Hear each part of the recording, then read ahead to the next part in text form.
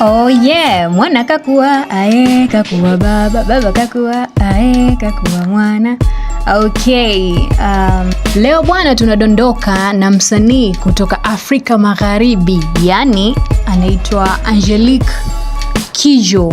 Ni mwanamuziki maarufu kutoka Benin huko Afrika Magharibi, ambapo huyu watu wamepata surprise tu ya collaboration yake na msanii mkubwa hapa nchini Tanzania, Diamond Platnumz, ambapo wametoa ngoma yao inaitwa Kakua. Sasa huyu Angelique Kidjo ni nani?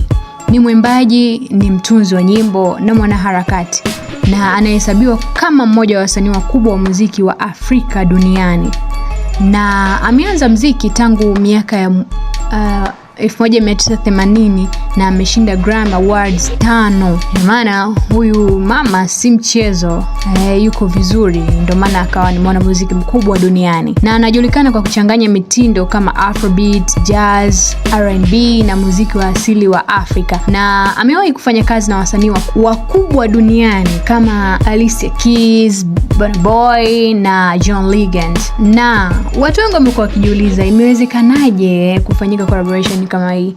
Of course, kwa nchi nyingi za Afrika ameweza kufanya collaboration na nyimbo zake zimeenda sana, na amefanya collaboration na Ira Star kwenye wimbo wake wa Icon mwaka 2026. Amefanya na Davido, amefanya na Fally Ipupa, amefanya na Yemi Alade, na kwa nchini Tanzania amekuja kudondoka na msanii Diamond Platnumz. Wamepiga ngoma kali sana, Kakua, ambayo imetoka ndani ya mwaka huu wa 2026. Na wimbo huu umefanyiwa collaboration kati ya Angelique Kidjo na Diamond, ambapo ikiwa ni sehemu ya kwenye albamu inaitwa Hope, yani albamu ya msanii Angelique Kidjo. Hii nyimbo imehit kwa sababu watu hawakutarajia ujio wa ngoma kati ya Diamond na Angelique Kidjo.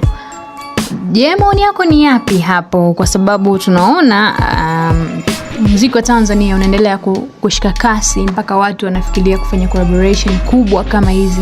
Imagine mtu ameanza muziki tangu mwaka 1980, miaka hiyo, amefikiria kufanya collaboration na muziki wa kizazi hiki. Hapa utagundua ya kwamba Tanzania inaendelea kushika kasi, hasa kwenye upande wa sanaa ya muziki. Mimi ni Leila Bakari na hii ni Safex Media.